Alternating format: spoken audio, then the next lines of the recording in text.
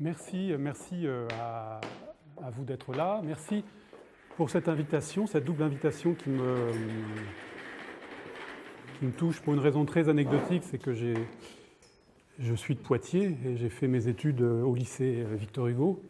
Et j'étais au collège au Jardin des Plantes, donc là c'est très émouvant pour moi de venir parler, parvenu à l'âge adulte, de ce que je fais. Voilà, donc ça me touche et ça m'intimide en fait un petit peu. Pour parler d'une chose, j'appelle ça une chose parce que je ne sais pas trop ce que c'est, on va appeler ça une entreprise. Je ne sais pas si ça appartient au champ de l'art, je ne sais pas. Enfin, c'est une activité qui a un nom, s'appelle l'Encyclopédie des guerres. Et ça a commencé à un moment dans ma vie où je ne savais pas trop quoi faire de ma vie. Donc c'est un moment où, comme Margot l'a dit, moi j'ai été essentiellement critique d'art, j'ai enseigné aussi l'art contemporain et l'histoire de l'art. Et j'ai beaucoup travaillé pour la télé, pour Arte en particulier. Et puis à un moment, je me suis retrouvé au chômage et je me suis dit, c'est souvent des expériences un peu pénibles, mais aussi pleines de... Voilà, c'est une ouverture et on se pose une question, celle-ci toujours la même, qu'est-ce que je fais de ma vie, à quoi j'occupe ma vie, à quoi voilà, cette notion d'occupation est très importante et je renvoie au... Enfin bon, on y reviendra tout à l'heure. En tout cas, c'est vrai que j'avais une quarantaine d'années. Je me suis dit, qu'est-ce qui compte vraiment pour moi? Et il y a en effet une idée qui n'était pas une idée, qui était une obsession, en sachant que l'obsession, c'est l'aspect pathologique de l'idée, que l'obsession est un mot très important qui est issu d'un étymon latin qui est obsidere. Obsidere en latin produit deux verbes dans notre langue française moderne qui sont assiéger et obséder. En fait, être assiégé, qui est un terme de polémologie, la science de la guerre, assiéger une ville ou être assiégé est quasiment synonyme du verbe obséder. C'est la même chose. Donc être obsédé par une idée, c'est être assiégé par cette même idée. Et le lien avec la guerre m'intéressait, et puis ce qui m'assiégeait depuis longtemps, depuis toujours pourrais-je dire, c'est une idée de la guerre, avec cette question lancinante, en quoi la guerre me concerne? Comment peut-elle me concerner? Moi qui ai eu la chance de naître dans une génération justement qui n'a pas connu cet épisode-là, ce phénomène-là, et de quelle mémoire participe cette hantise, voilà, de la guerre. Et je me suis dit, s'il y a une chose à quoi je veux consacrer ce qui me reste à vivre, et qui serait une chose qui aurait cette vertu, au moins cette vertu cardinale de mesurer le temps de ma vie, c'est de plonger, de me pencher sur cette seule et unique question. Et donc, j'ai commencé, comme le disait Margot, précisément en septembre 2008, c'était la première conférence à Beaubourg de ce cycle qui s'appelle l'Encyclopédie des guerres. Ce qui me fait rire, c'est que la manière dont on l'annonce, voilà, c'est vrai que l'Encyclopédie des guerres, je crois que c'est un peu vivant, il y a des images, il y a des extraits de films, c'est très improvisé, c'est parfois lamentable, c'est parfois super bien, c'est parfois on s'ennuie, on s'endort, parfois, voilà, moi-même, puisque c'est improvisé. Et les gens, quand j'en parle, s'attendent à quelque chose de cette nature-là. Or, vous allez peut-être vous endormir tout de suite parce que je ne montre pas d'image, c'est comme si je vous invitais, non pas en voyage, mais à une soirée diapositive pour parler de mon voyage, mais sans les diapositives. Donc peut-être que... Voilà. C'est pour ça que c'est bien que vous soyez dans l'ombre. Ça, si vous vous endormez, je ne vous verrai même pas vous endormir, je ne serai pas vexé. Mais je voulais juste essayer de raconter ce que c'est pour moi que l'Encyclopédie des guerres, sans essayer, dans un premier temps, de qualifier l'entreprise. Encore une fois, ce n'est pas une pause, mais je ne sais pas ce que c'est. Je sais ce que ça représente dans ma vie, mais je ne sais pas ce que c'est comme type d'objet. Et ça commence, l'Encyclopédie des guerres, d'abord par une collection. C'est une collection bête comme n'importe quelle collection, qui n'est légitimement rien, qui est juste le fruit d'une obsession et d'un travail sans intelligence, puisque réunir des objets, réunir des billes, des petits soldats, voilà, c'est une activité très très bête, c'est pas péjoratif, mais c'est bête. Et moi, ce que je réunissais, c'était des citations de livres de guerre. En fait, je me suis donné pour... c'est ni un objectif, ni une mission, c'est la réalité de ma passion fait que depuis 8 ans maintenant, je ne lis que des livres de guerre. Alors, ce sont des livres de guerre qui sont de différentes natures, qui sont de différents pédigrés, qui peuvent être des livres d'histoire, c'est-à-dire au sens classique du terme, un essai sur la bataille de Verdun, un essai sur la bataille des Thermopyles, un essai sur l'armée prussienne entre 1866 et 1870. Ça peut être un roman, ça peut être un roman d'Hemingway, ça peut être des romans inspirés de faits guerriers réels, ça peut être des poèmes. On a parlé de Moby Dick avec un étudiant qui citait Moby Dick de Melville. Melville est aussi l'auteur de poèmes de guerre consacrés à des épisodes de la guerre de sécession qui sont peu connus mais assez incroyables. Voilà, je lis tous les livres ayant un rapport direct ou indirect à tous les aspects de toutes les guerres depuis l'Iliade jusqu'à 39-45. Ça veut dire que c'est des guerres, des conflits de différentes natures, des guerres de religion, des guerres ethniques, des guerres internationales, mais ça s'arrête le 6 août 1945 à 8h13 et 2 secondes heure de Tokyo, qui est précisément l'heure où Enola Gay, le bombardier américain, va lâcher sa bombe sur Hiroshima, et 8h13, c'est le moment où la soute d'Enola Gay s'ouvre. 43 secondes plus tard, c'est l'explosion de la bombe à 500 mètres au-dessus d'Hiroshima. Moi, mon encyclopédie des guerres, elle s'arrête à ce moment-là, de l'ouverture de la soute, comme un moment suspendu, pour plusieurs raisons, tout aussi stupides les unes que les autres, en tout cas arbitraires, en tout cas pas du tout scientifiques. C'est que je me dis, c'est moi qui invente le jeu, donc j'invente les règles, après je fais ce que je veux, hein, c'est pas... Mais donc je me dis, l'ère nucléaire est une autre histoire, ce que je pense être tout à fait légitime. Après, il y a cette histoire-là qui est que mon grand-père paternel, Jean Joannet, meurt en 1945, meurt noyé à la caserne de Montluçon, et que j'imagine que cette encyclopédie des guerres est une encyclopédie que ce grand-père me transmet. Derrida a beaucoup parlé des fantômes, de sa croyance dans les fantômes, et que les fantômes parleraient par nos bouches. Je ne suis pas sûr de croire à ça, mais je fais semblant d'y croire. Savoir que ce grand-père, si je l'avais rencontré, il avait 31 ans quand il est mort en 1945, m'aurait pris sur ses genoux et m'aurait raconté déjà sa guerre et donc les guerres. C'est un épisode, une espèce d'image d'Épinal de la transmission des savoirs dans les familles à travers les siècles. Le grand-oncle, le papa, le grand-père qui raconte à l'enfant au coin du feu les guerres. Ça ne m'est pas arrivé, donc je fais en sorte d'inventer un héritage que je n'ai pas reçu, et je me charge moi-même de me le bricoler. C'est-à-dire que cette encyclopédie des guerres, cette espèce de traversée d'une bibliothèque des guerres que je me bricole moi-même, voilà, je fais en sorte de croire qu'elle m'est transmise par ce grand-père-là. Alors, c'est une anecdote, c'est quelque chose qui a à voir avec la superstition. Ça m'aide aussi d'inscrire cette démarche-là dans une sorte de fiction, parce que ça la rend un peu romanesque. Et donc cette collection, elle commence par la constitution d'une bibliothèque de guerre. Donc la bibliothèque de guerre, elle est entassée dans un atelier. Elle est constituée de livres que j'avais quand j'étais petit, de livres de revues que mon grand-père maternel m'a transmises, une collection d'Historia, d'Historama, ou de cette revue qui s'appelait Miroir de l'Histoire. Et puis, par exemple, ce souvenir-là de cette bibliothèque verte, dont j'ai le souvenir parce que c'était les premiers grands souvenirs de lecture quand on a à peu près 10 ans, à Chette, c'était des Jules Verne. Mais dans cette collection, parmi les Jules Verne, venait s'intercaler un livre très étrange et très pernicieux, puisque c'était les mémoires d'un militaire, le récit tout à fait authentique, objectif, d'une guerre menée par, s'appelle le Grand Cirque, de Pierre Klosterman, qui était pilote dans la RAF pendant la bataille d'Angleterre. Et c'est très étrange pour un enfant de 10 ans de passer des fables romancées, fantastiques de Jules Verne à ce récit brut, qui est encore une fois un témoignage de guerre.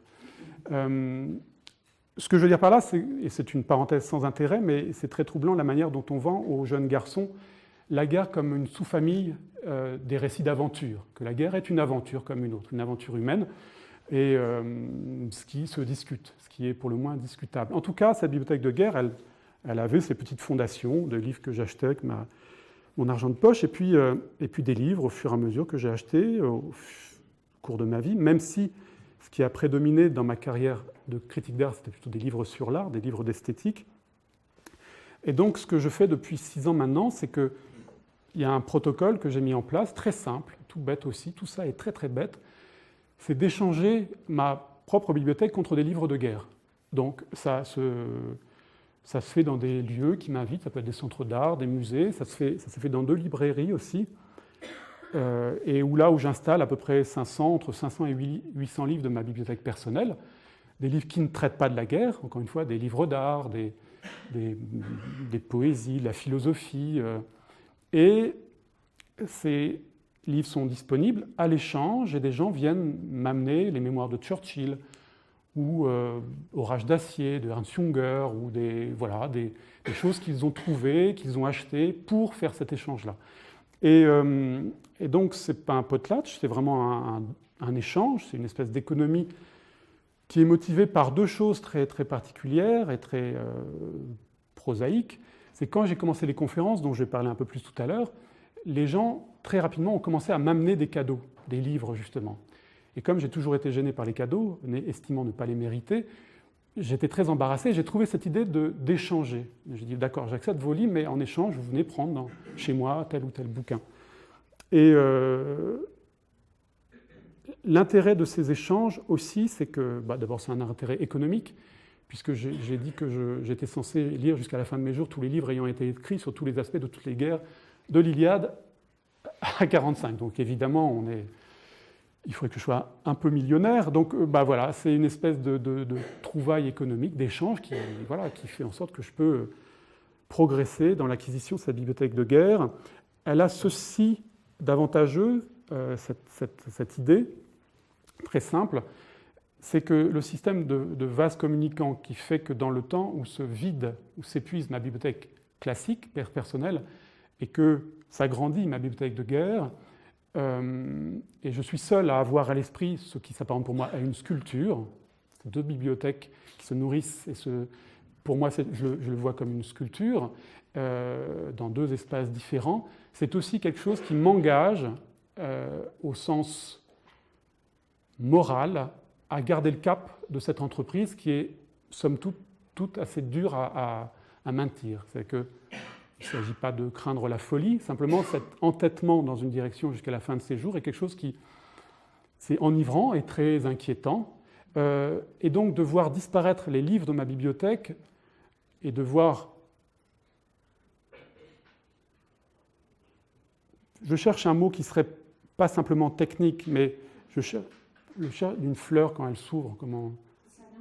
Oui, c'est ça, c'est l'épanouissement d'une bibliothèque de guerre, en fait, quelque chose qui s'ouvre comme ça, et quelque chose qui m'engage à tenir le cap, en me disant, de toute façon, c'est cette figure dans l'Antiquité où des chefs de guerre, dit-on, brûlaient leurs navires pour que leurs troupes ne songent pas à faire marche arrière. Il n'y aura pas de marche arrière possible. Les ponts et les bateaux sont coulés, sont brûlés, on ne peut qu'avancer. Et de supprimer derrière moi cette trace de mon passé à travers ma bibliothèque m'engage et me dessine ce paysage d'un avenir qui ne peut être que dans cette contrée de la guerre. Alors, ce qui est juste intéressant, parce que c'est des problématiques que je découvre et que j'essaie d'élucider au fur et à mesure, c'est qu'il est très simple de vous dire comme ça, je ne m'intéresse et ne garde et ne thésaurise que les livres de guerre. Au final, ce n'est pas si simple. C'est-à-dire que lors d'un premier échange, j'avais 3 éditions de La Recherche du temps perdu de Proust, dont 2 que j'ai voulu échanger, et j'ai relu Le temps perdu. Le temps retrouvé, qui est le dernier volume de La Recherche du temps perdu de Proust. Et je me dis, mais qu'est-ce que j'ai été bête. Il n'y a pas de roman plus impressionnant sur 14-18 que Le temps retrouvé. Parce que c'est le temps retrouvé dans le moment où la guerre se déclare, où l'ami le plus cher du narrateur tombe au champ d'honneur, où les femmes du faubourg s'habillent en s'inspirant des costumes des poilus, leurs bijoux s'inspirent aussi de ces petits objets bricolés avec le métal des obus par les poilus. La représentation ou l'évocation du blackout dans Paris, la crainte des zeppelins et des bombardements, enfin, c'est vraiment un roman sur 14-18, dans le temps de 14-18, Et je me dis, mais j'ai été bête, j'ai failli passer à côté de ça. Donc, évidemment, on ne peut pas dire que Le Recherche du temps perdu soit un roman de guerre comme Le Feu de Barbus est un roman de guerre, ou comme À l'Ouest rien de nouveau de Remarqueux est un roman de guerre. Évidemment, le pédigré est plus ambigu. Simplement, je me rends compte d'une chose, c'est qu'il suffit que dans un roman, dans un récit quel qu'il soit, en 2 lignes soit évoquée la silhouette d'un soldat, ou le rêve d'un soldat, ou quelqu'un rêvant d'un soldat, pour que j'ai besoin de ce livre dans ma bibliothèque de guerre.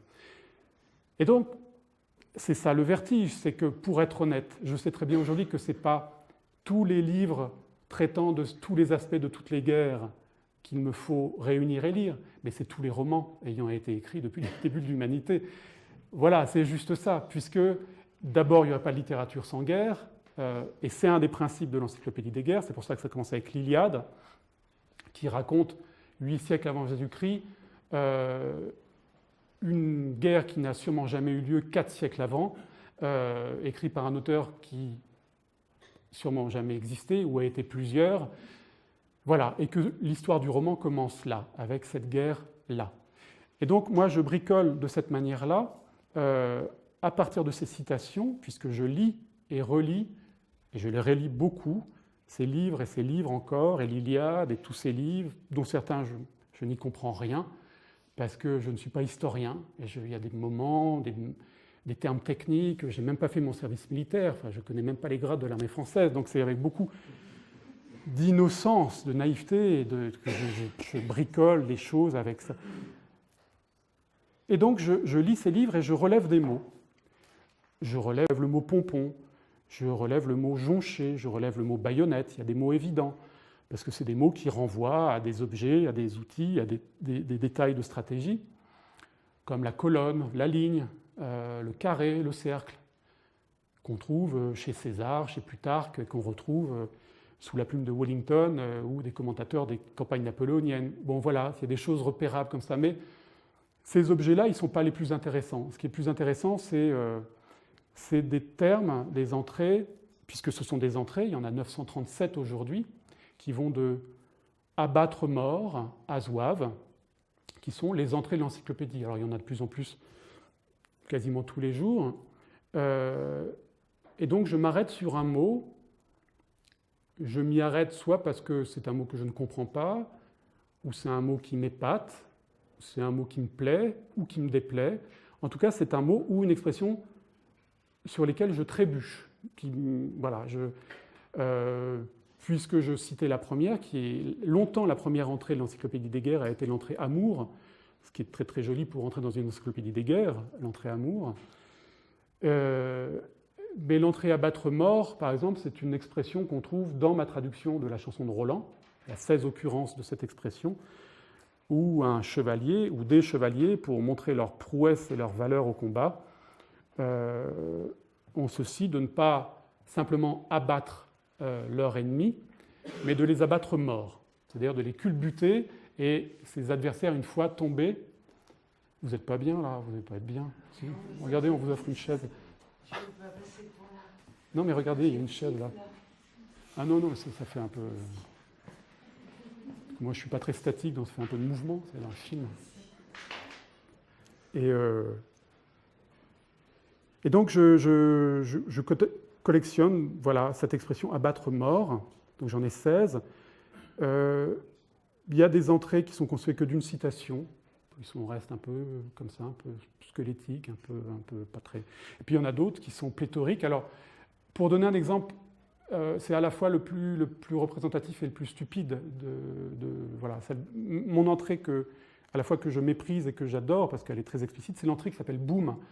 Boom, c'est l'inventaire systématique de toutes les onomatopées de bruit de guerre que je trouve dans les romans. Donc il y en a 42 pages aujourd'hui, et il y a un tac-tac-pan à telle page de tel récit de Drieux-La Rochelle. Il y a un pan-pan-pan à telle page de mon édition de Breton. Il y a beaucoup de Vraoum-Baoum dans les romans de Céline, évidemment, surtout dans les 3 derniers, qu'on appelle la trilogie des bombes, les Vraoum, Baoum, Takapoum, etc. Et voilà, alors comme ce n'est pas très scientifique, comme vous avez pour le comprendre, c'est par exemple, je prélève simplement parfois l'onomatopée sortie de sa gangue, un peu débarrassé de la syntaxe qui l'entoure, comme on prélèverait un diamant, on le débarrasserait de la terre qui l'entoure, de la pierre. Puis parfois, je ne sais pas pourquoi, j'ai envie de laisser l'extrait dans sa continuité, ou un bout de texte est émaillé de ces tac-tac-tac, ces pan-pan-pan. Je ne sais pas trop pourquoi, des fois je laisse, des fois je ne laisse pas, donc c'est très aléatoire, c'est très... enfin, rien n'est véritablement motivé. Et donc j'ai commencé en 2008, en septembre 2008, à l'entrée A, la première entrée A qui était Amour. Et puis je suis aujourd'hui à Beaubourg, à l'entrée... Je vais finir la lettre I, après 8 ans. C'est pour ça que j'estime encore à 18 ans le temps nécessaire pour arriver à Z, parce que je ne m'interdis jamais de pouvoir revenir en arrière. Encore une fois, c'est moi qui fais les règles du jeu, donc je m'interdis en revanche d'outrepasser les lettres où je suis arrivé, mais en revanche, rien ne m'interdit, et je ne m'interdis pas de revenir à une entrée que j'ai déjà traitée, parce que j'ai trouvé un extrait de film ou une nouvelle citation qui m'éclaire, qui me semble offrir un sens nouveau à des choses que j'avais pu dire auparavant. Et cet auparavant peut être une séance auparavant ou 3 ans auparavant. Et puis parce qu'il y a plein d'entrées qui sont créées, qui viennent se nicher comme ça à A, à B ou à C. Et puis il y a aussi cette chose un peu ridicule, c'est un peu comme les chanteurs populaires qui font des tournées et leur public leur demande des hits, voilà, chante-nous. Et moi, c'est vrai qu'il y a des entrées qui sont un peu des chansons très populaires, comme l'entrée Abeille. Les gens me disent, pourquoi vous ne revenez pas à Abeille ou pour... Je ne sais pas pourquoi, moi, elle ne me plaît pas spécialement, mais il y a des entrées comme ça qui sont un peu des hits. Et donc, je lis ces citations. Donc, là, on est encore dans la bêtise, c'est-à-dire dans le travail de répétition. J'ai copié, c'est un travail de copiste, un travail de lecture. On montre des images quand il y en a, et quand il n'y en a pas, on ne montre rien. Et à partir de ce moment-là, je me mets à parler. Et là, j'improvise. Et là, cette glose-là, elle a évolué depuis le début. C'est-à-dire que des premières conférences, j'osais pas trop. D'abord, j'avais très très peur, et je tenais à être une espèce de locuteur très neutre, plutôt objectif, comme une espèce de... Ouais. Le coefficient de subjectivité de mon intervention était minimal. Et puis, petit à petit, je ne sais pas pourquoi, j'ai pris confiance et pour le pire et le meilleur, j'ai commencé à faire l'intéressant. Voilà, j'ai commencé à faire le malin. Donc parfois ça marche, et puis parfois je m'arrête tout de suite, je dis bon, j'arrête parce que c'est un peu grotesque, là je fais un peu trop le malin. Mais en tout cas, je me suis permis d'importer dans ce champ-là de l'invention, du roman, d'inventer totalement des histoires, de raconter des rêves, d'inventer des romans qui n'ont jamais existé, ou d'inventer des romans que j'aurais pu écrire moi-même, ou des anecdotes que j'inventais sur le moment, et de faire en sorte que ce roman, qui est sous la forme de cut-up, devienne véritablement un roman, mais un roman oral. C'est de la littérature orale, c'est l'autre lien avec l'épopée que je citais, qui est au seuil de l'encyclopédie des guerres, à savoir l'Iliade, l'Énéide aussi, mais l'Iliade surtout. Et donc c'est un exercice de littérature orale qui me convient infiniment parce que, d'abord, ça m'occupe jusqu'à la fin de mes jours, ça me permet de faire de la littérature sans avoir à écrire, c'est quand même très confortable, et ça permet, comme sur un grand brouillon, de revenir sur ce qu'on a dit en disant « mais non, là c'était n'importe quoi, ce que je voulais dire c'était plutôt ça », que les choses ne se mettent pas en place, ne sont jamais en place, et 3 ans plus tard, je peux revenir sur quelque chose que j'ai dit en disant « mais voilà, là j'ai trouvé la solution », même si cette solution elle est temporaire, mais elle me convient mieux. C'est pour ça que je disais tout à l'heure, en commençant, que je n'étais pas sûr de l'endroit, du champ dans lequel s'inscrivait cette entreprise. Peut-être c'est de l'art, ça me soucie assez peu, mais je sais que ça relève d'une ambition qui est, elle, littéraire, en revanche. C'est-à-dire que je crois me souvenir, ça je ne l'invente pas, pour le moment je n'ai rien inventé, je vous raconte qu'il y a dans un roman qui était très important pour moi, un déclic dans le roman de Flaubert qui s'appelle Bouvard et Pécuchet. Alors, je ne sais pas si vous avez lu Bouvard et Pécuchet. Bouvard et Pécuchet est le dernier livre de Flaubert qu'il laisse inachevé puisqu'il meurt en 1881.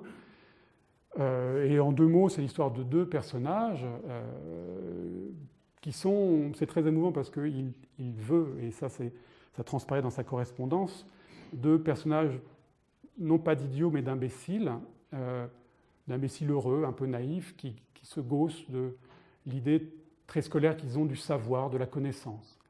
Et l'un d'entre eux touche un héritage, ils peuvent s'acheter une maison en Normandie et s'adonner en toute liberté à des recherches dans toutes les branches et toutes les disciplines, qu'elles soient artistiques ou scientifiques, et ça donne en premier lieu à la médecine, à l'agronomie, puis à l'ésotérisme, enfin je mélange tout, et eux-mêmes mélangent tout, et puis ils font comme moi, enfin c'est surtout que je fais comme eux, c'est-à-dire que dans un premier temps, ils constituent une bibliothèque. Donc ils achètent tous les livres sur la médecine qu'ils peuvent dénicher, puis tous les livres sur l'agronomie, puis ils lisent tout, et puis ils mélangent tout, et puis ils se rendent compte que des livres se contredisent, qu'on dit dans un livre qu'il faut tant de kilos d'engrais pour faire pousser des carottes, et dans l'autre livre on dit qu'il ne faut pas d'engrais, donc ils s'engueulent, et puis ils se disent non, on ne comprend rien, on va passer à autre chose. Donc c'est une expérience du fiasco à chaque fois, c'est un livre très drôle et très pathétique. Mais ce qui est troublant, c'est que Flaubert, qui était passionné par la polémologie, eh bien, ma foi, dans ce livre, il n'y a pas de chapitre consacré à la polémologie. Alors, il y a 2 hypothèses pouvant expliquer ce manque-là. C'est que, comme je dis, Flaubert meurt, peut-être avait-il eu en tête d'écrire ce chapitre manquant, au final. L'autre hypothèse, c'est qu'il a passé 7 ans à écrire un livre énorme, qui s'appelle Salammbô. Et Salammbô, moi j'aime beaucoup, c'est un livre un peu indigeste, dont Gérard Genette disait c'est un des seuls livres qui s'apparente à une espèce de gros gâteau d'anniversaire surmonté de tant de crème que, en fait, comme une étoile, une supernova, elle s'écroule sous son propre poids. C'est comme un gros gâteau qui s'écroule sous sa propre chantilly, Salammbô. C'est un peu méchant de dire ça, c'est vrai que c'est très roboratif, hein, mais en tout cas, c'est un travail, Salammbô, édifiant parce que tout à la fois le travail d'un écrivain, d'un romancier et d'un historien. Il s'est donné beaucoup de peine pour retrouver, à partir de la lecture de Tite-Live, puisque ce qui sert de fil rouge à Flaubert, c'est un moment des guerres puniques, des 3 guerres qui opposent Rome à Carthage, et c'est le premier conflit qui les oppose, qui voit la défaite de Carthage. Carthage est aux mains de Rome, mais elle a fait la guerre Carthage avec beaucoup de mercenaires, elle a levé une armée nombreuse de mercenaires et venant de tous les coins d'Afrique. Et il y a des passages dans Salammbô absolument somptueux sur la description de ces différents corps d'armée, leurs armements différents. Et c'est dans ces passages-là qu'on voit le travail inouï de chercheurs de Flaubert, mais là je m'égare. Et en fait, les mercenaires de Carthage se trouvent face à des commanditaires qui ont perdu la guerre et dont les trésors sont vides. Et Carthage ne peut plus payer ces mercenaires qui sont battus à ses côtés. Et donc s'enflamme une nouvelle guerre, c'est les mercenaires qui assiègent Carthage pour être payés. Ils se sont battus, ils se sont engagés dans une guerre terrible, ils n'ont pas été payés. Or, d'ailleurs, c'est une des choses les plus étonnantes, parce que ce qu'on appelle soldat, c'est peut-être un des seuls métiers qu'on définit par la manière dont on est soldé, dont on est payé. Le soldat, le nom de ce métier ne définit pas son type d'activité, mais la manière dont il est payé. Donc ces mercenaires ne sont pas soldés, ne sont pas payés et se révoltent. Et donc la guerre des mercenaires, qui est une guerre sans nom, d'une très grande cruauté, où Carthage finit par écraser véritablement cette révolte-là, sert à Flaubert de fil rouge pour écrire Salammbô. Donc il a passé tant de temps et a subi tant d'insultes après la publication de Salammbô, peut-être en avait-il assez soupé de ses recherches polémologiques pour en faire l'économie dans Bouvard et Pécuchet. En tout cas, moi je sais que ce qui m'a ému, qui est donc une espèce de petit rêve secret, c'est d'écrire ce chapitre absent de Bouvard et Pécuchet. C'est Bouvard, Pécuchet, Jouanet, parce que je suis aussi bête qu'eux dans le sens où je ne sais rien de la guerre, de la même manière qu'ils ne connaissaient rien de la médecine ou de la géologie. Voilà, c'est cette démarche à la fois bête, humble et très passionnée. Je conçue ma bibliothèque de guerre comme il faisait, et j'essaye d'avancer vraiment en tâtonnant. Mais la différence, c'est que j'essaye de m'y tenir, ce qu'ils n'ont pas réussi à faire. Mais en tout cas, j'aime bien dans cette perspective-là me voir non pas comme un chercheur, non pas comme un artiste, non pas comme un conférencier, non pas comme un enseignant, mais comme un personnage de roman. Il y a autre chose aussi dans l'Encyclopédie des guerres, je parle là des impulsions premières, Bouvard-Pécuchet a pu en être une, quelque chose de plus bizarre qui m'est venu après coup, pour être honnête. Ce n'est pas au début que j'ai pensé à cet auteur qui n'en est pas un, qui est un compilateur, qui est Émile Littré. Alors Émile Littré, vous connaissez son dictionnaire, en tout cas de nom, hein, le dictionnaire de la langue française, publié par Hachette, quelques années après la guerre de 1870. À la fin, la publication commence avant la guerre de 1870, mais s'achève quelques années plus tard. Émile Littré, qui exerce ses vies sous la tutelle idéologique, j'allais dire religieuse, d'Auguste Comte, le pape du positivisme en France, et ce qu'il conçoit et réalise seul, véritablement seul, c'est quelque chose d'assez inouï, que ce monument, qui est à l'époque le plus grand monument lexicographique de la langue française, soit dû à un homme seul et à ses heures passées à concevoir ce monument, où il constitue, encore une fois, une traversée de la langue française qui se veut et se fantasme comme un objet scientifique laissant peu de place ou aucune place à la subjectivité. C'est pour ça que c'est important de signaler qu'il est véritablement compilateur et non auteur de ce dictionnaire. Et bien ce dictionnaire, il est composé comme la plupart des dictionnaires de l'époque, ou encore aujourd'hui, les dictionnaires dits de mots, où vous avez le mot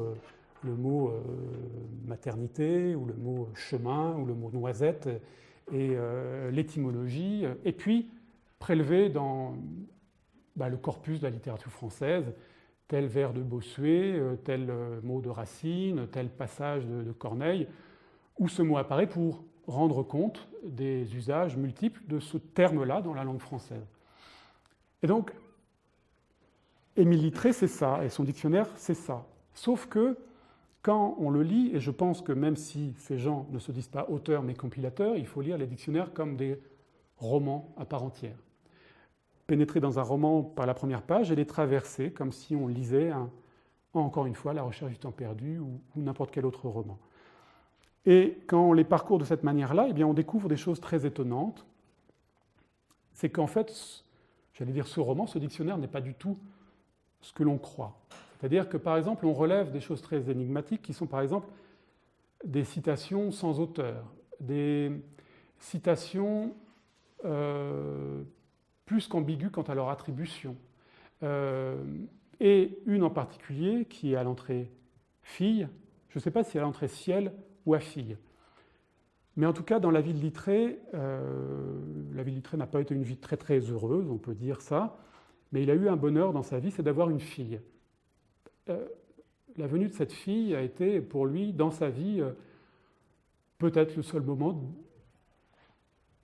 d'ensoleillement, de bonheur. Oui, on ne peut pas, voilà, il ne s'agit pas de chercher des mots, bonheur c'est très bien pour parler de ce qu'a dû vivre Littré à ce moment-là. Et il y a cette entrée, encore une fois, je ne sais plus si c'est à fille ou à ciel, une phrase qui n'est pas signée, apocryphe, que le ciel soit loué de m'avoir donné une fille. Et c'est quelque chose de très énigmatique, ça, et de très émouvant. C'est-à-dire qu'on se dit la chose suivante. Est-ce que Littré, à un moment donné, dans ce monument énorme, scientifique, objectif, qui est une révérence à Comte, il n'y aurait pas dans un endroit une espèce de petit énoncé qui est tout le contraire? Quelque chose qui relève du journal intime, du poème tellement personnel et tellement... Je ne sais pas ce que c'est que cette phrase-là, mais à cet endroit-là, c'est vraiment très mystérieux. Et la chose la plus étonnante, c'est d'imaginer, mais peut-être que là je rêve, c'est que Littré ait cherché à masquer, à cacher dans ce monument-là, comme un peu dans ce qu'on fait quand on bâtit un monument et qu'on met un petit mot dans la première pierre. Voilà, c'est un mot de bénédiction. Je ne sais pas ce que c'est ces vœux de bénédiction quand on édifie un bâtiment, mais en tout cas, c'est comme ce petit mot-là que Littré aurait voulu glisser dans son édifice en pensant que personne jamais ne le verrait, ne l'apercevrait. Mais la chose la plus bizarre, c'est d'imaginer, mais vous allez croire que je suis fou, c'est que Littré ait conçu cet édifice-là pour y cacher volontairement, l'ayant prémédité, ce petit mot dont il rêvait de le dire et de le partager un jour. Et là, ça fait vaciller, j'ai envie de m'asseoir d'ailleurs, tellement ça me bouleverse, c'est comme une... C'est comme une pyramide. C'est comme une pyramide. Ces pharaons qui, leur vie durant, font trimer et mourir des milliers d'esclaves pour construire un édifice qui traversera les époques, certes, mais qui n'aura pour fonction que de cacher tout un intérieur minuscule au sein de dédales et au croisement de labyrinthes multiples, une chambre mortuaire que personne n'est censé découvrir et visiter. Eh bien, cette phrase dans la pyramide de Littré est quelque chose que je perçois comme de même nature, quelque chose que personne n'aurait dû apercevoir et violer d'une certaine manière. Et pourquoi je raconte cette histoire-là? Je ne sais pas trop, parce que d'abord elle me plaît, et puis aussi parce qu'après coup, c'est un exemple qui a légitimé à mes yeux l'intrusion de plus en plus constante et permanente et de la fiction et de l'aveu intime. C'est-à-dire que j'ai accepté l'idée que racontant l'histoire des guerres, je parlais de moi aussi. C'est compliqué, parce que pour le coup, racontant une histoire des guerres, je ne pouvais être qu'un personnage de roman, comme je le disais. C'est quand vous allez voir une conférence sur les tapis persans, sur la déesse Citroën, ou sur... vous allez voir des conférences de gens qui sont des spécialistes du sujet. Moi, je passe mon temps à dire « je ne sais rien ». Je ne sais pas ce que c'est que la guerre, j'ai lu des livres, mais... Donc je suis toujours très étonné que des gens viennent pour entendre quelqu'un qui dit « mais je ne sais pas, je ne sais rien, je bricole, c'est de l'art brut ». Ce sont des conférences, mais c'est de l'art brut. Et je bricole avec des choses qui sont du bric-à-brac. C'est, encore une fois, des choses très... des outils qui ne correspondent pas, des outils qui ne fonctionnent pas, mais on essaye. Et ce qui est troublant pour moi, c'est que, en fait, ce projet, cette entreprise, elle évolue à mon insu d'abord, c'est-à-dire que moi, je ne suis qu'un locuteur dans quelque chose qui me dépasse et me déborde, et j'y trouve des plaisirs, ou des plaisirs d'ailleurs, qui sont changeants. C'est-à-dire que au début, je me disais, c'est comme un jeu, ces jeux pour enfants, où ça doit avoir un nom, vous avez des chiffres, le 1, 2, 3, 4, 5, 6, 7, et puis vous reliez les points, 7, 8, 10, 132, 134, et puis ça dessine soit un papillon, soit un hippopotame. Et moi, je me disais, ces citations, je les lis les unes après les autres, et puis peut-être dans 10 ans, dans 15 ans, ça va faire un dessin, une figure, quelque chose qui va apparaître. En fait, ça, en ce moment, j'y crois plus du tout. Et puis, moi, j'ai jamais été en analyse, et il y a pas mal de psychanalystes qui viennent voir l'Encyclopédie des guerres et sont persuadés que je suis en analyse devant 180 personnes, qui notent mes lapsus, qui... Pourquoi pas? Enfin, ça ne me choque pas. C'est que moi, je ne sais pas ce que je fais, mais chacun a un point de vue très particulier. Par exemple, je ne suis pas franc-maçon. Et il y a pas mal de francs-maçons qui viennent me voir en me disant « mais c'est une planche maçonnique ce que tu fais », ou des gens qui sont versés dans les études talmudiques. Moi, je ne suis pas juif, et qui me disent « mais c'est du Talmud, c'est la manière de... » Mais peut-être pas. C'est-à-dire que je fais n'importe quoi. Et que ça ressemble à des choses, tant mieux. Mais je pense que ça se ressemble surtout à rien du tout. Et donc ça, c'est l'Encyclopédie des guerres. C'est comme ça, une avancée dans le temps, où parfois des choses s'éclaircissent, où parfois j'ai l'intuition de choses qui disparaissent très vite. Pour être plus explicite, je crois en ce moment que ça s'apprend plutôt à un test allergologique.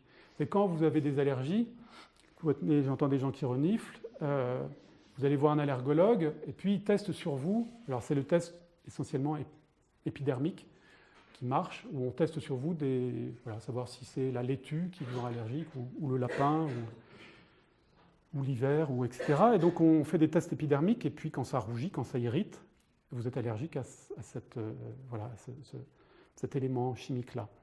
Eh bien, moi, avec l'encyclopédie des guerres, quelque chose qui ne m'intéresse pas, je tiens à dire que la guerre ne m'intéresse pas, parce qu'elle m'intéresserait, ça ne serait pas très intéressant, justement. Elle fait autre chose que m'intéresser. Nous sommes tous des êtres pensants et plutôt curieux naturellement, donc nous sommes amenés à nous intéresser à tout. Sous-entendu, un peu n'importe quoi aussi. Et qu'en plus, dans le terme intérêt, il y a quelque chose d'un peu dévalorisant, c'est le cas de le dire, c'est que l'acception économique, financière de la chose, fait que quand on s'intéresse, quand il y a de l'intérêt dans une démarche, on attend souvent un retour sur investissement. L'intérêt, c'est ça. Moi, c'est très gratuitement et sans attente de retour que je plonge dans l'encyclopédie des guerres, en sachant que cette chose ne m'intéresse pas, mais qu'elle me tracasse, elle me perturbe, elle m'énerve, elle me rend pas la vie facile, ce qui est la définition d'une obsession, hein, qui est encore une fois le caractère pathologique d'une idée. Donc ce n'est pas un compagnonnage confortable, celui de la guerre évidemment.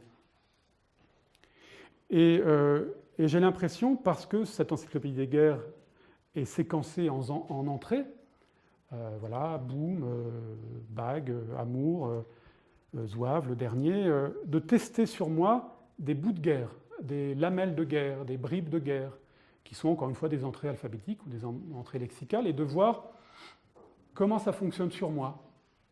Et puis, c'est vrai qu'il y a des entrées qui ne me font rien, qui ne me font pas grand-chose, qui m'intéressent intellectuellement, qui m'intriguent, mais émotionnellement, après, il s'agirait, et là je fais une grave erreur que de parler d'émotion, parce qu'après, il s'agirait de définir ce qu'est une émotion, dans le cadre d'une entreprise qui se veut intellectuelle et artistique, mais bon, c'est pas grave. On manque tous de vocabulaire. Donc, émotion. Une émotion. Alors, j'ai relevé, en cela, c'est assez satisfaisant parce qu'il y a une progression, c'est que j'ai réussi à identifier 2-3 entrées auxquelles je réagissais. Et cette réaction, elle peut être jusqu'à pleurer. Voilà. Ça peut être un critère. Jusqu'à pleurer. Alors, ça rend les conférences compliquées quand on se met à pleurer. Puis c'est assez inattendu. Mais c'est arrivé, et c'est arrivé en particulier à une entrée qui s'appelle exécution. Donc, dans exécution, c'est surtout des histoires terribles d'hommes qu'on emmène au peloton d'exécution, qui sont abattus par un peloton, qui sont fusillés donc, avec le fameux extrait de film Les Sentiers de la Gloire, évidemment, où on réveille ce soldat évanoui pour qu'il l'aligné à côté de ses compagnons, qu'il soit fusillé vivant et conscient. Et puis, voilà, un ensemble de citations émanant de différents types de livres, de récits. Et c'est à la fin d'exécution que je me mets à lire 2 lettres, hein, 3 lettres, enfin essentiellement 2 lettres très brèves. La première qui est datée du 9 juin 1916 et qui est écrite de la région de Verdun par un monsieur qui est un lieutenant qui s'appelle le lieutenant Herduin. Et le 9 juin 1916, le lieutenant Herduin écrit à sa femme qui s'appelle Fernande et à leur fils qui s'appelle Luc, dont je ne sais pas l'âge, mais un petit enfant, j'imagine. Et ce qu'explique le lieutenant Herduin, c'est qu'il a tenu avec ses hommes ce qui lui restait de sa compagnie, c'est-à-dire 4 survivants, dans une position au-delà de la première ligne française, donc dans le No Man's Land. Il a tenu pendant 4 jours, tenu un enfer, puisqu'ils n'avaient plus de munitions, ils ont dû boire leur urine. Il décrit ça à sa femme, sans héroïsme et sans faire de malin non plus. C'est une lettre très laconique, et il dit « Voilà, j'ai réussi à replier mes hommes, nous n'avions plus de munitions, nous n'avons pas été faits prisonniers, je suis vivant, c'est un miracle, vivement que l'on se revoie, embrasse Luc, mon fils que j'aime et je t'aime, etc. Et le jour même, le 9 juin, il est convoqué par son colonel qui lui dit « Vous avez abandonné votre poste sans ordre, vous allez être passé par les armes. » Et le lieutenant Herdouin, il doit réécrire à sa femme, à Fernande. Et la lettre, il a attendu un jour parce qu'il n'a pas dû se sentir capable tout de suite d'écrire la lettre à sa femme. Et il écrit, la lettre, elle est datée du 11 juin 1916. Et il dit « Mon amour, je vais mourir. Voilà, les officiers trouvent toujours à se décharger sur autrui. On va me fusiller, mais dis à mon fils que je ne suis pas un lâche. Je serai fusillé à 15h. Il est fusillé à 15h le jour même contre un talus de chemin de fer. Et il dit à sa femme, tu pourras trouver, il donne le nom du cimetière au nord de Verdun et il donne le nom d'un compagnon qui va emporter pour transmettre à sa femme ses derniers effets, enfin, son briquet, ses livres, Et donc, il est contraint d'écrire cette lettre à sa femme. Alors, moi, je ne sais pas ce que c'est que ça, cette émotion-là. C'est-à-dire que de quoi elle participe, de quoi elle relève. C'est-à-dire qu'un homme, il est mort il y a un siècle exactement. L'année prochaine, ça fera un siècle que ce monsieur a été fusillé. J'ai même pas eu la curiosité d'aller voir sur je sais pas à quoi il ressemblait, par exemple. Je sais pas pourquoi j'ai pas fait. La chose la plus étonnante, c'est que j'ai commencé les conférences à Beaubourg en septembre 2008, et puis il y a un théâtre à Reims qui s'appelle la Comédie de Reims, qui m'a invité à faire la même chose à partir de 2010. Donc je vais aussi une fois par mois dans ce théâtre à Reims, où il y a une autre histoire des deux guerres, et surtout de la Première Guerre mondiale, avec le bombardement de la cathédrale en particulier, et où je raconte la même chose, mais très différemment, puisque c'est avec 2 ans de décalage. Et j'ai découvert qu'il y avait une rue, Herdouin à Reims. En fait, ce monsieur était originaire de Reims, qu'il avait été réhabilité en 1926, assez tardivement, parce que je parlais de 3 lettres. Il y a une troisième lettre, qui est une lettre de sa veuve en 21, qui est écrite au ministre de la Guerre, qui lui dit « Mais c'est pas possible, enfin, rendez à cette famille, à notre famille, son honneur ». Et réhabiliter mon mari, passer par les armes de manière abusive. Et le ministre de la Guerre à l'époque, dont j'ai oublié le nom, lui dit « Écoutez, il est trop tôt, mais je peux vous donner 10 000 francs de l'époque, je ne sais pas ce que ça représentait. » Et c'est des années plus tard qu'il était réhabilité. Et donc il a une rue à Reims aujourd'hui, ce monsieur. J'essaye de retrouver son prénom. Je sais qu'il y a Valentin, c'est un prénom composé. Hubert Valentin Herdouin, ou quelque chose comme ça. C'est très joli d'ailleurs, comme nom et comme prénom. Mais c'est pas ça que je voulais dire. C'est que c'est de me retrouver à parler de la guerre à Reims, dans la ville où est né Herdouin, m'a troublé, mais c'est un ensemble d'anecdotes comme ça, tout à fait étranges, qui se tissent au fur et à mesure. Mais ce que je voulais dire, c'est ça, c'est que pourquoi ces 2 lettres, puis des lettres de poilus, on en a lu tous, enfin beaucoup, elles ne sont pas spécialement littéraires, celles-ci, bien écrites. Pourquoi celles-ci ? Pourquoi quelque chose là s'est manifesté, me concernant moi, et c'est là où je voulais parler de Littré, cette idée d'accepter qu'à un moment donné, je parle de moi, même si c'est compliqué, parce que je trouve ça un peu abject, un peu arrogant, mais ça a fini par faire partie de la règle du jeu. Voilà. C'est aussi un autoportrait qui s'échafaude, pour moi en tout cas, à travers cette encyclopédie des guerres. Après, quand je disais que c'est une entreprise qui était changeante, elle n'est pas tellement évolutive, mais elle est changeante selon le point de vue sur lequel je l'observe.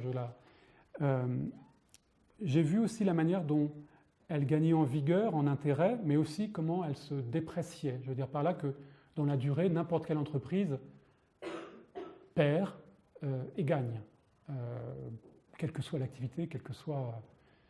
C'est bien naturel, et c'est même une donnée de la physique classique.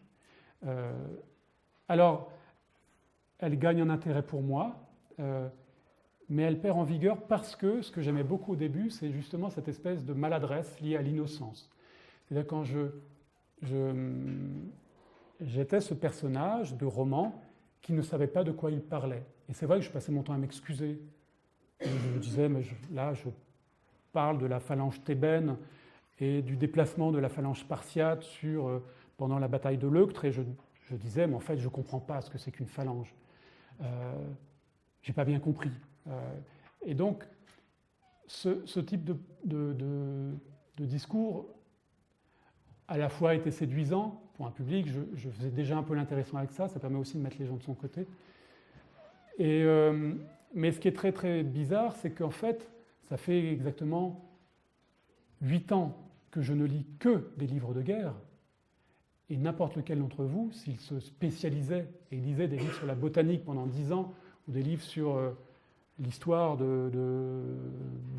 des tables pendant 10 ans, ou de l'électricité pendant 10 ans, finirait par être, non pas un spécialiste, mais un connaisseur. Donc c'est très mécaniquement que finalement je me retrouve connaître un certain nombre de choses. C'est pas parce que je suis intelligent, c'est parce que, ben voilà, au final, j'ai emmagasiné des connaissances. Et ça devient un problème. C'est-à-dire que j'ai perdu de cette fraîcheur-là. C'est qu'il y a certaines choses dont je parle, non pas que je maîtrise, mais que je pense connaître un peu. Et là, c'est devenu un obstacle. C'est-à-dire quand je m'entends parler de manière un peu doctorale, professorale, je m'arrête tout de suite. Je sais que le ton de l'encyclopédie des guerres ne doit pas être celui-ci. Je suis plutôt, et je désire désirer un maître ignorant. Et cette idée du maître ignorant est évidemment quelque chose qui gouverne l'entier de l'entreprise. Alors, la chose très particulière, qui est aussi un accident à la fois heureux et malheureux, qui est lié au fait que je commence à savoir des choses, à mon insu, mécaniquement je dirais, et ça c'est une énorme surprise pour moi, c'est que d'abord, je vous le disais, je ne sais pas pourquoi des gens viennent entendre un type qui ne sait rien à ce qu'il raconte, mais pourquoi des gens viennent, et parmi ces gens des spécialistes de la guerre. Alors, je veux citer quelques exemples. Je pense à des gens qui sont des reporters de guerre. Je pense à une femme qui s'appelle Isabelle Lasserre, qui dirige le département défense du journal Le Figaro et qui était elle-même reporter de guerre, qui a fait le Rwanda, la Bosnie. Je pense à un monsieur qui s'appelle Rémi Ourdan, qui dirige le département défense du Monde. C'est des gens qui, non seulement savent ce que c'est que la guerre, non pas en tant que combattants, mais qui ont vécu le terrain et qui viennent écouter l'encyclopédie des guerres. C'est quelque chose qui m'intimide parce que je me dis, mais je vais paraître ridicule.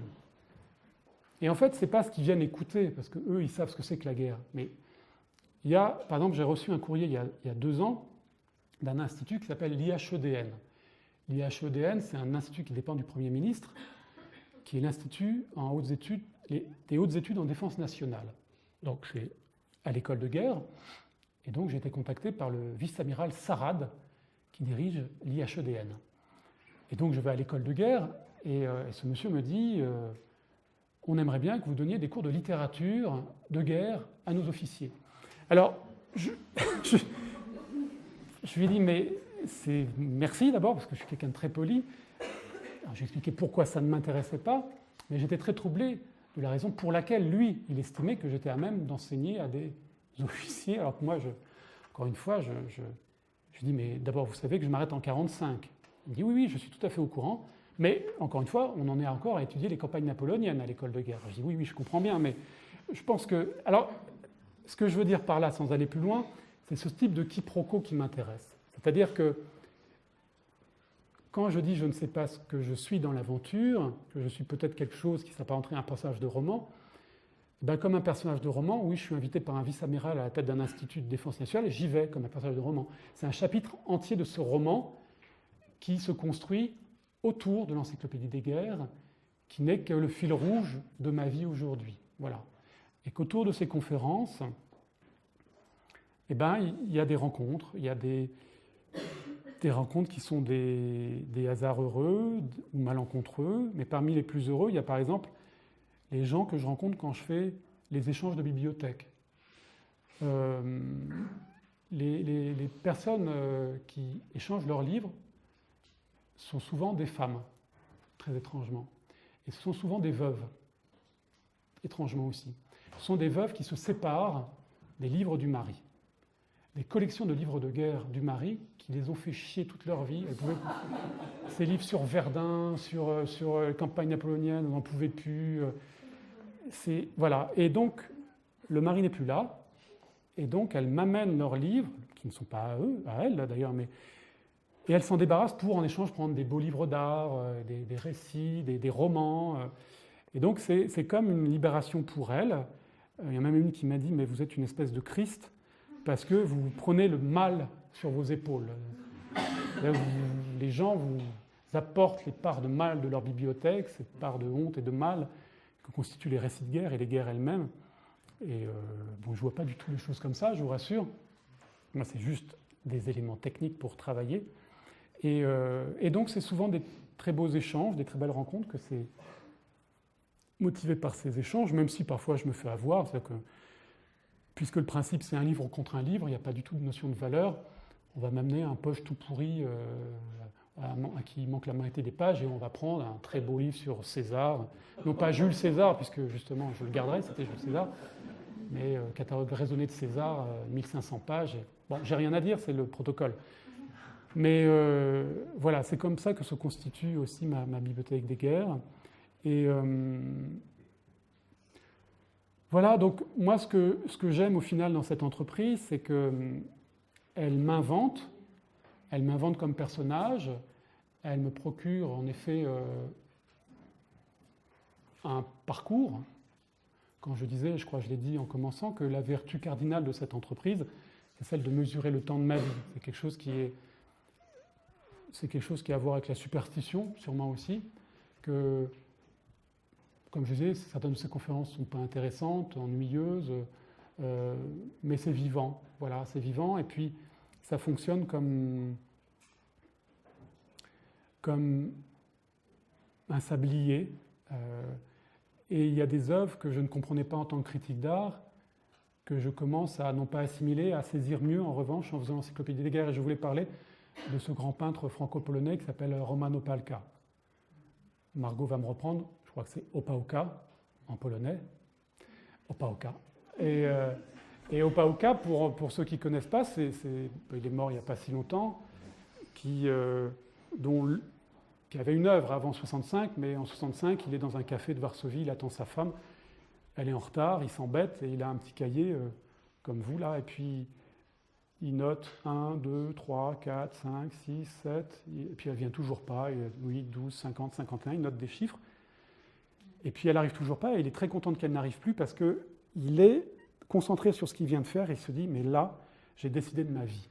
C'est-à-dire que cette attente qui est notre vie, la manière dont nous constituons notre vie ici-bas comme une attente de la mort ou d'un au-delà, voilà, ce décompte sera l'alibi de mon œuvre. Et il commence, ce qu'il appelle détail. Je vais très vite pour décrire l'œuvre d'Opałka, mais détail est constitué d'un ensemble de détails qui sont à chaque fois des toiles, où il commence à peindre au pinceau blanc sur des toiles noires, et 1, 2, 3, 4, 5, 6, 7, 8, 9, et à chaque fois qu'il entame une nouvelle toile, il rajoute 1% de blanc dans la préparation de la toile. Est-ce que c'est ça? Oui, merci, parce que j'ai ouf. C'est à la fois très simple et il ne faut pas se planter, où on rajoute le blanc.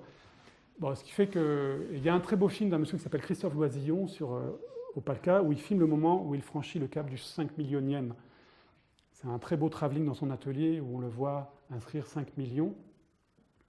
À un moment où il est quasiment en train de peindre blanc sur blanc, et les dernières toiles sont en effet comme une espèce de braille, puisque on ne voit plus, à part une espèce d'ondulation de l'épaisseur du pinceau, la différence entre le fond et... Pourquoi je disais ça? Parce que, pour le coup, le travail d'Opałka était un travail dont on a pu dire qu'il était un travail monacal. Il a vécu de manière très rigoureuse cette œuvre-là, avec un ensemble de rituels, qui sont par exemple le fait de réciter oralement et d'enregistrer en polonais la litanie des chiffres, et aussi, à la fin de chaque journée de travail, de se faire photographier avec toujours la même chemise blanche, mais aussi ce qu'ils appellent les cartes de voyage, je crois, cartes de voyage, où il lui arrivait de quitter sa maison, d'être invité, de prendre un avion, mais il continuait au chiffre où il en était resté sur la dernière toile, et de continuer, et de reprendre retour sur la toile à partir du chiffre où il était arrivé sur sa carte de voyage.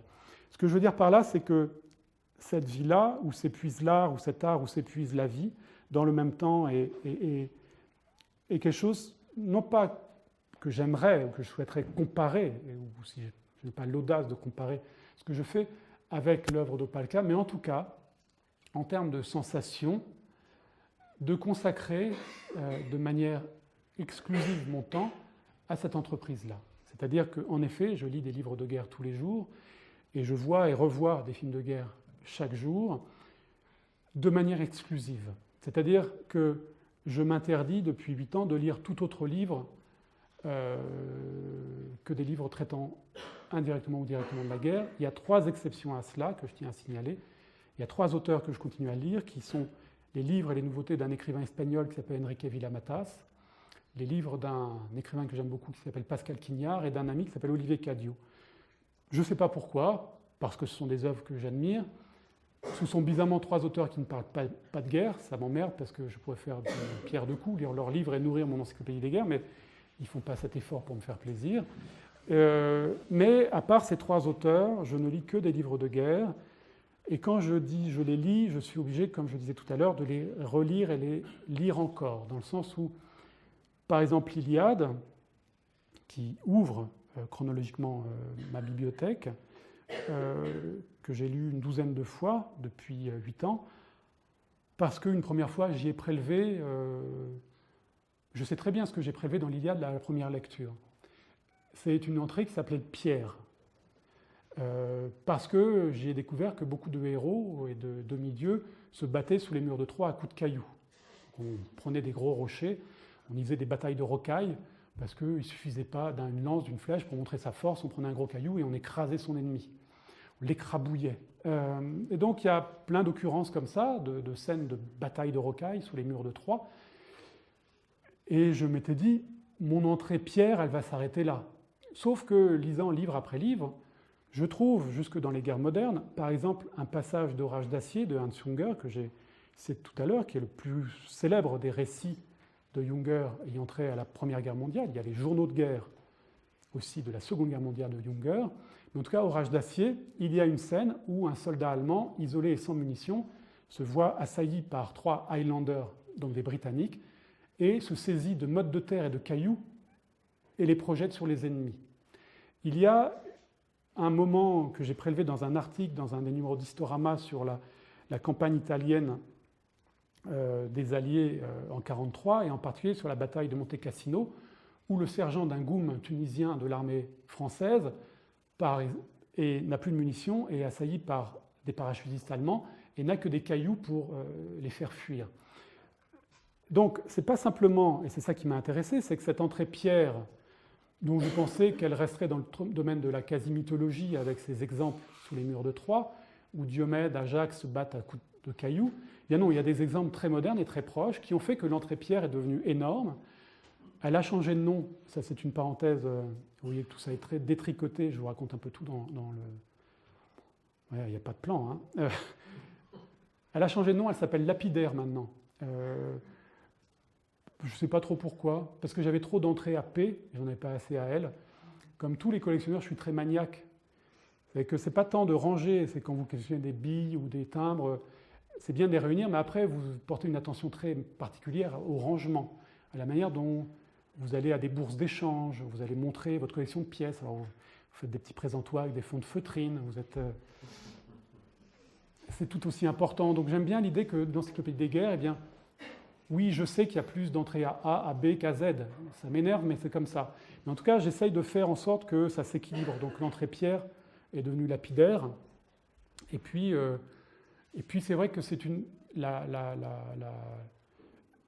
table des matières de l'encyclopédie est très changeante pour cette raison-là, mais aussi parce que, peut-être je suis très long là, je ne me rends pas compte, il y a peut-être 4 heures que je parle et vous n'osez pas me le dire. Non, me jeter des pierres, justement. Qu'il se... Bon, je finis juste là-dessus, puis après, voilà, mais qu'est-ce que je voulais dire? Oui, par exemple, il y avait une entrée, elle n'existe plus, qui s'appelait la Très Grande Vadrouille. La Très Grande Vadrouille, c'était... alors, il y avait plein de sous-entrées. Il y avait l'entrée blague, gag, sketch, bons mots, jeux de mots. C'était toutes les choses que je trouvais dans les livres de guerre qui avaient trait à ces sous-catégories, elles-mêmes reliées à l'humour, on va dire, au rire. Dans les jeux de mots, il y a cette fameuse phrase de Napoléon qui parle de son général Mouton à Iéna, qui dit « Mon mouton est un vrai lion ». Bon, c'est un truc assez bêta. Enfin, il y a des... Voilà, c'était illustré par plein d'extraits de la 7e compagnie. Mais où est donc passée la 7e compagnie Donc vous remarquerez quand même que c'était un alexandrin. Mais où est donc passée la 7e compagnie? C'est tout ce qui reste de Victor Hugo et de l'épopée dans ce film. C'est un alexandrin tout de même. Et donc c'est des choses qui prêtent à rire. Et en fait, cette entrée énorme s'est désagrégée, puisque l'entrée blague a gagné son autonomie, l'entrée niche aussi, l'entrée... je ne sais pas pourquoi elle s'est complètement délitée. Et puis parfois, elle se délite pour d'autres raisons. Par exemple, il y a une entrée chaussure qui n'était absolument pas intéressante, mais je sais qu'elle a été créée parce que je lisais un livre sur la guerre de sécession et qu'il y avait une anecdote liée à la première bataille de Gettysburg en 1863. Et on explique cette bataille parce que dans les deux armées, une rumeur a circulé selon laquelle à Gettysburg, dans le bourg de Gettysburg, il y avait un stock de chaussures et qu'il fallait chausser les soldats, comme ceux de Napoléon. Enfin, c'était une denrée, une infanterie qui marchait beaucoup. Il fallait trouver des chaussures. Et donc, ces deux armées, sudistes et nordistes, se retrouvent à Gettysburg, non pas pour se battre, mais parce qu'ils venaient chercher des chaussures.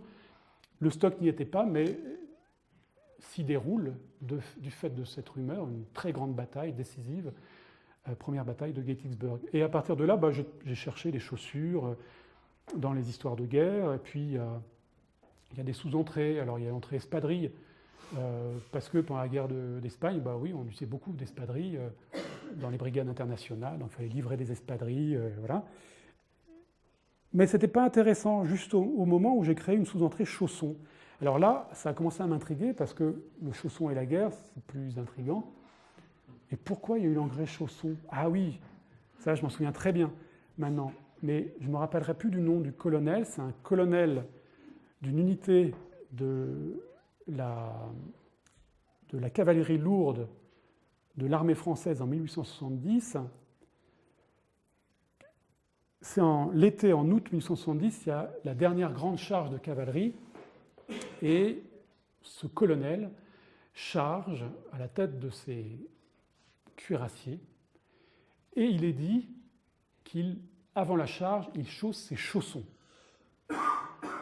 Alors là, mais ça veut dire quoi? C'est-à-dire que là, pour le coup, j'aime bien parce que je me retrouve dans cette immaturité-là. Je dis, je ne comprends pas, peut-être que de tout temps, on s'est mis en chaussons pour charger l'ennemi.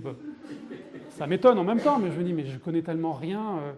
Donc je ressens cette espèce de frétillement comme ça de l'innocent. Je dis, oh, incroyable, en chaussons. J'imagine des charentaises, j'imagine des... Et je me dis, c'est inouï, parce que cet homme, il sait qu'il va peut-être mourir, donc il se met déjà dans la position où il va être enterré, mais pourquoi en chaussons? Alors, je comprends que c'est peut-être une question de confort, ou pour appuyer mieux sur les... Enfin, ça me paraît très, très mystérieux. Et c'est très récemment, mais je n'ai pas la réponse, Voilà, je ne cherche pas après coup. Je vais peut-être trouver un jour où quelqu'un va peut-être m'expliquer, mais je ne fais pas des recherches. Pourquoi des hommes en 1870 chargés en chaussons? Et là, je lisais un livre de... c'est Saint-Exupéry.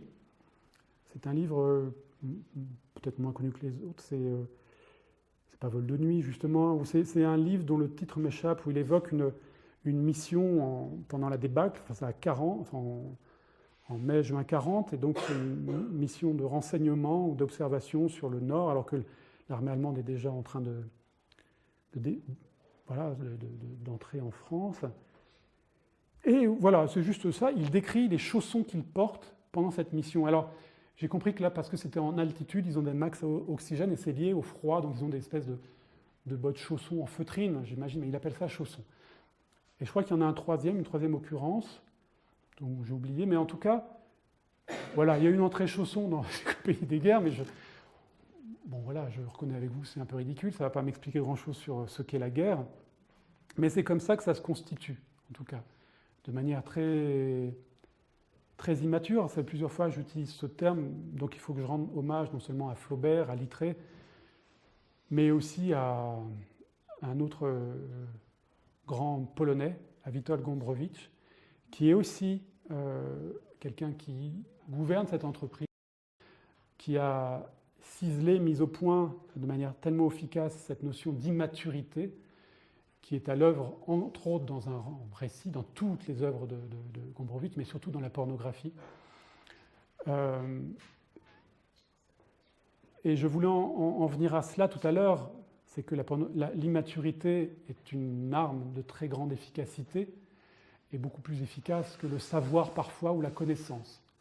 L'immaturité, c'est la puissance de la nymphette que séduit Humbert dans Lolita de Nabokov et qui fait que cet homme de grand savoir, de grande connaissance, n'aura rien pour lutter contre ce petit animal que décrit Nabokov, qui n'est que pure sensibilité et pur épiderme, qui n'a jamais lu un livre, mais qui va gouverner la vie de cet intellectuel.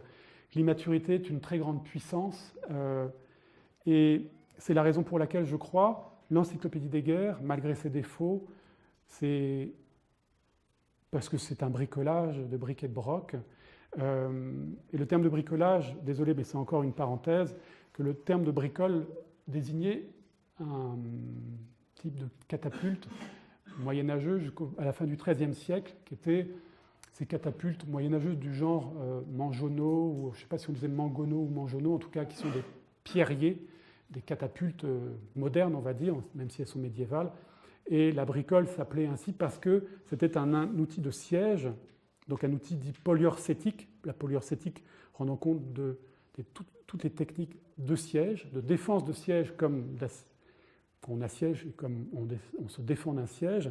Et donc on la bricolait, cette machine de siège, avec les objets trouvés sous les murs de la ville assiégée, avec les crins des chevaux dans les champs alentours, avec le bois de la forêt qui se tenait là. Et ce n'étaient pas des machines qu'on amenait en kit ou autre de la ville ou du pays dont on partait.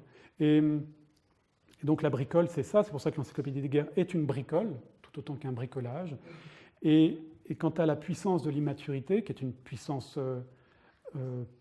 pernicieuse, mais fait qu'en effet, et c'est ce qui m'explique pourquoi des gens qui connaissent la guerre m'invitent à parler de la guerre.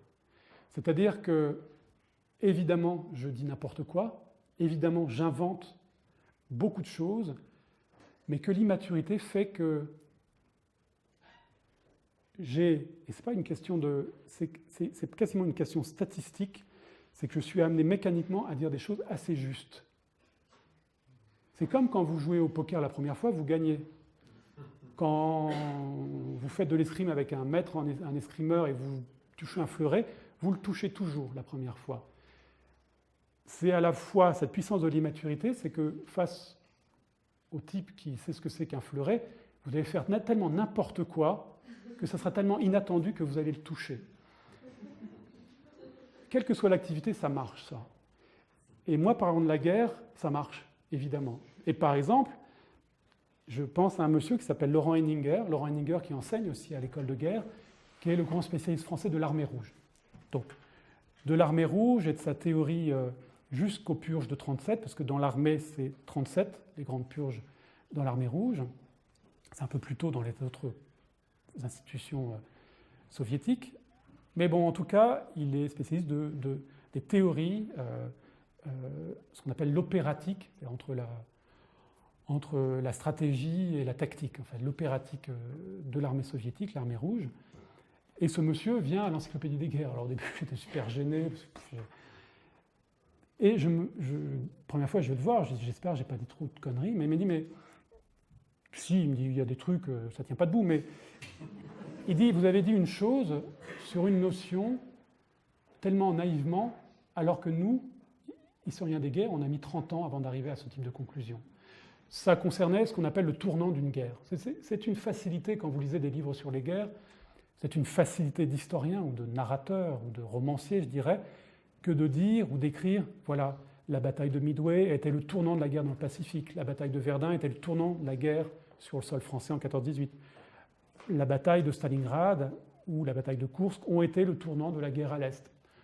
Oui, ça bascule. Le sort des armes s'inverse, le tournant.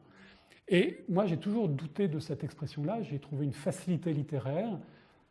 Et j'expliquais que, mais je ne vais pas rentrer trop dans le détail, mais cette idée que, d'abord, la bataille de Stalingrad, elle dure sur plusieurs mois. La bataille de Koursk sur plusieurs semaines, et Verdun, c'est encore plus long. Et que c'est une donnée philosophique intenable que d'imaginer qu'un aussi gros bloc d'énergie, de mouvement, puisse constituer un tournant. Il faut trouver alors dans la bataille de Verdun un moment particulier où ça bascule vraiment. Et ce moment, ce n'est pas simplement le mouvement d'une troupe sur une journée qui résiste, mais c'est la leçon du premier jour de l'offensive allemande sur Verdun. Et le camp français tient. Pourquoi ? Parce qu'il y a un régiment totalement désorganisé. Ils ne sont plus que 10 et ils tiennent 10 trous. Ils n'ont plus de commandement, il n'y a pas d'ordre, mais ces types, ils sont perdus. Ils restent là et ils tiennent, sans ordre.